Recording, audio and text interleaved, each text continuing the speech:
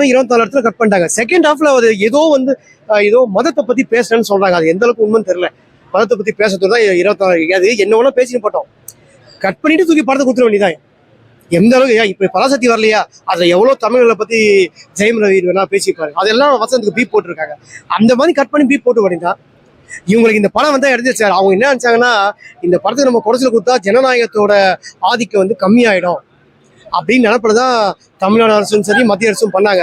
அது வராது, நடக்காது. ஒரு படத்து மேல இந்த அளவுக்கு குறைச்சல் கொடுக்குறாங்கன்னா விஜய் தான் வளர்ந்து வருவார். மேற்கொண்டு விஜய் தான் வளருவாரு. ஆனா எல்லாருக்கும் உண்மையும் தாங்க சொல்றாங்க, யாரா விஜய் ரசிகர்களுக்கு தான் மெயின். யாரா இருந்தாலும் விஜய் நம்ம நம்பி வராரு, கைவிடாம அவரை ஓட்டு போடுங்க. படத்தை எந்த அளவுக்கு செலிப்ரேஷன் பண்றீங்களோ நம்பி வரவங்களும் ஓட்டு போடுங்க. ஏன்னா ஓட்டு போடாம போயிட்டாங்கன்னா கேப்டன் மாதிரி காணாம போயிடுவார். கேப்டன் எப்படி தவற விட்டாங்க, அவருக்காவது பாவம் இதுவாயிட்டாரு, நிறைய ஃபேஸ் பண்ணாரு. இவர் தோத்துட்டாருன்னா ஃபேஸ் பண்ணதுலாம் ரொம்ப கஷ்டம். விஜய்க்கு அந்த அளவுக்கு தைரியம் இருக்கவும் தெரியாது. ஸோ அதனால நம்பி அவரை உட்கார வச்சு ஜெயிச்சிருங்க. கண்டிப்பா ஒரு தனிப்பட்ட முறையில கருத்து, ஒரு அட்லீஸ்ட் நம்ம பவன் கல்யாணம் மாதிரியாவது ஒரு துணை முதல்வராக வரதுக்காக வாய்ப்பு இருக்குது. கண்டிப்பா. தேங்க்யூ.